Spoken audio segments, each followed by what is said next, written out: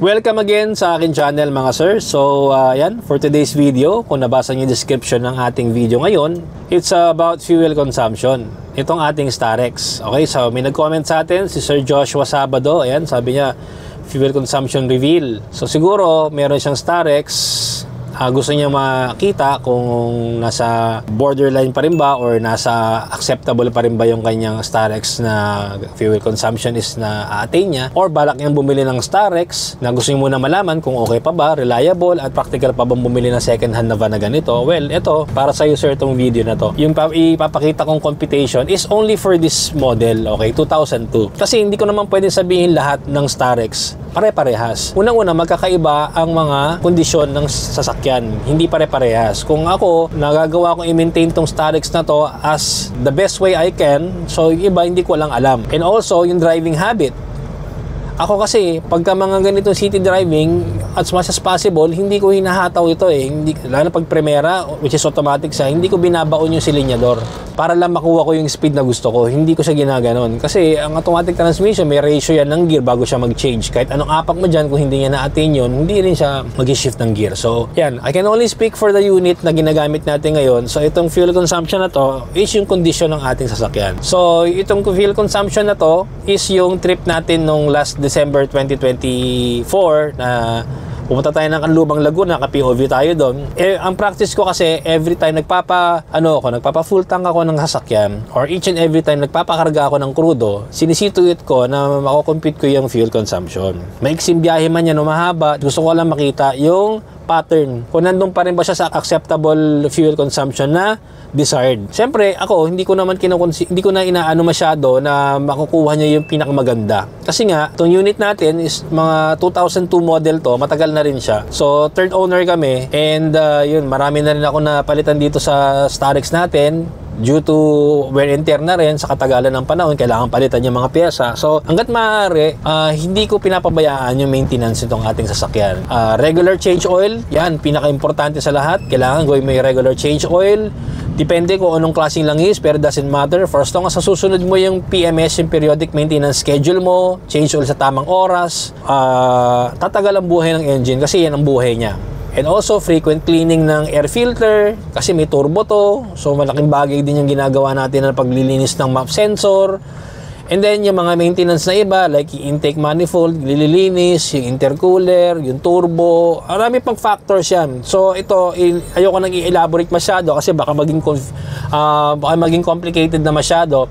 So, sinasabi ko lang, pag-check ng fuel consumption is actually madali lang. Kukunin mo lang yung trip mo, hindi yung trip mo na sa buhay yung trip distance o yung tinakbo ng kasakyan mo after mo magpa full tank. So after nun, biyahe-biyahe ka, mas maganda, I would advise, kukunin mo yung trip distance o yung fuel consumption mo based doon sa gagawin mong trip distance, city driving and combination ng medyo long distance. Kasi maaksaya yung panahon mo pa nag-compute ka ng fuel consumption na more on traffic, naka-idle yung sasakyan. Siyempre, nagkukonsume yan eh. Hindi naman kasama sa fuel consumption yung naka-idle tayo. Ang ginukuha natin doon is yung tumatakbo yung makina kasi dyan makikita basing doon sa ratio kung ilan talaga yung yung kanyang capacity para sa fuel consumption. So yan, pinakamagandang gawin ninyo. Pag full tank kayo, then i-record nyo. Kung gusto nyo, i-0-0 nyo yung odometer, yung trip odometer ninyo. Para at least hindi nyo tinitignan, hindi na kayo magsusulat. Kasi ako mahilig ako magsulat. Sinusulat ko, nire-record ko gaya nung sa video, papakita ko sa inyo. So ayan, nire-record ko lahat. So anyway, enough of the explanation. Explain ko na lang later on pag napanood nyo na yung video. So ito na yung video na yon na tungkol sa ating fuel consumption. So ayan, pasok. Okay, so for today, ayan, nag-compute ako ng ating fuel consumption dahil medyo may pagka-ok ako pagdating dito. Kasi itong ating Starex na to is more than 20 years old na. 2002 pa siya. And nabili namin siya second hand. So sa amin, more than 10 years old na siya sa amin. Actually, most of the time, kino-compute ko yung ating fuel consumption to check and see if yung ating engine is still capable of producing ng magandang fuel consumption. So ngayon, eto, yung trip natin, last December 25, nagpa-full tank ako. Yung biyahe natin ng Laguna, naka-POV tayo nun. So yun. So nag-start tayo nun, full tank ng Laguna, and then pabalik, that's approximately 50 kilometers papunta. And then pabalik is under 50, so that's more than 100. And then, meron tayong city driving din na since nung umalis tayo, nag-accumulate tayo ng 10 to 20 kilometers a day. Back and forth yun, patid sundo. So, within Quezon City lang. So, halo ito ng city driving and long drive. Ang previous natin, nung last time na nagpakarga ako ng full tank is nasa 2,396 tayo sa trip odometer natin. Hindi ito yung total. So, ito yung trip odometer lang. So, ito yung start tayo ng biyahe ng Laguna. Pagbalik natin, ito na, 2,602 na ang tinakbo niya. So, kanya nagpakarga ako dito lang sa may Petron. Ayan, nakita nyo naman yung date. And then, ang na-consume natin, nung trip natin ng Laguna is about 18.44 liters of diesel. Nakakagulat lang kasi yung computation ko is natuwa ako. Ito lumabas. So ito estimate lang to. Depende to kung ilang pasahero, gaano katabilis yung takbo mo. Basta magdidepende lahat yan. So ito naka-record ito. Yung dating takbo natin o yung dating trip odo natin na 2396 nadagdagan ng 2602. So binawasan natin yan minus. So total trip natin is 206 kilometers. Halong city driving and long distance. And then dinivide natin siya na 18.44 yung kinakarga natin sa kanina. So, ang lumabas natin is 11 kilometers per liter siya. So, combined ng city driving and long distance driving.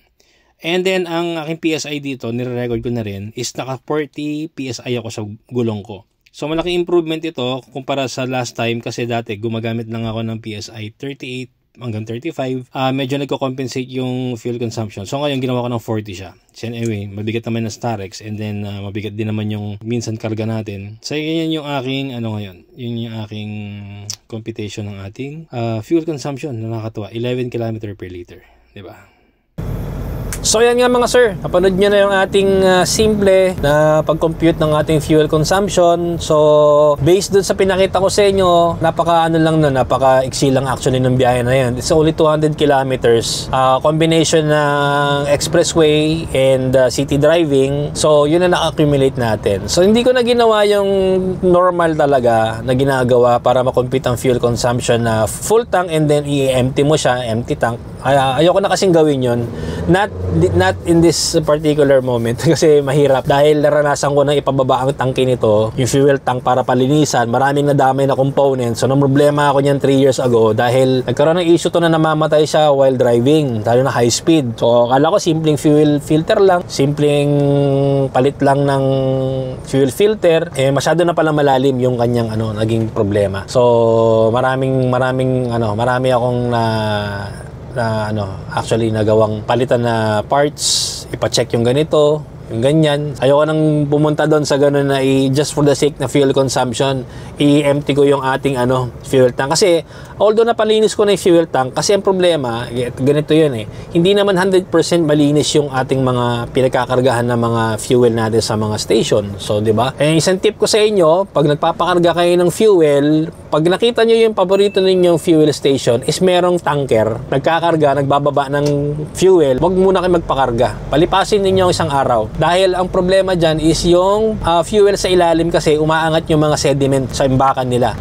Magkakaroon ng yung tinatawag na hydrophobic, yung tubig, minsan nagkakaroon ng moisture yan dahil nasa ilalim ng lupa yan, nakabaon yan. So, hindi natin masasabi yan. Pag umangat yun, at yun ang unang hinigop ng pump, yun ang unang pupunta sa tangke mo. So, yun, mag-accumulate yun ng dumi. O yan, para sa lahat ng sasakyan yan, bago, luma, yun, ganun lang ginagawa kong practice sa mga tip ko sa inyo. So, yun nga, yung fuel consumption natin, I can only speak dito sa unit natin na yung fuel consumption na yan is based sa condition ng sasakyan. I cannot say na perfect yung ating sasakyan kasi hindi naman siya brand new. At kahit second hand siya, hindi naman natin siya pinapabayaan. Pina-follow pa rin natin yung kanyang PMS, periodic maintenance schedule, and yung mga parts na up to date na kailangan natin palitan as much as possible, papalitan natin. Maraming tayong kailangan i-consider sa pag ng fuel consumption. Pero basic lang talaga yung pag-compute. Hindi ganun kahirap yun. Nakita nyo naman nag-compute lang tayo, diba? So madali lang mag-compute ng fuel consumption.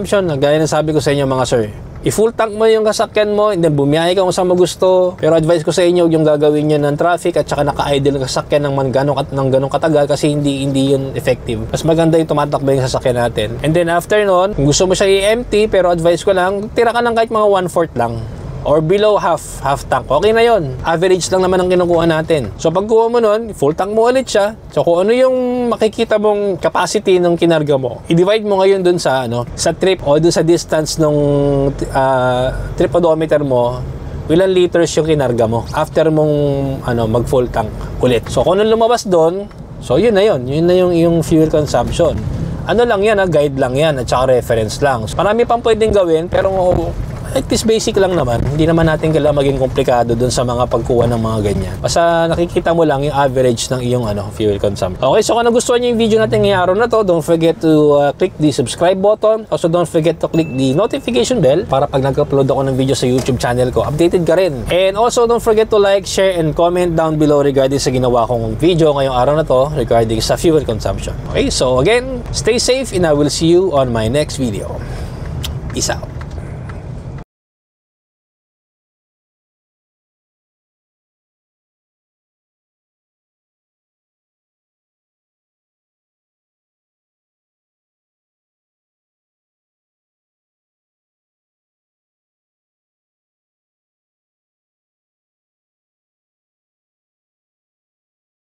Hindi mo pa man din ako comment yan, meron talaga ako nakatabing video regarding dito.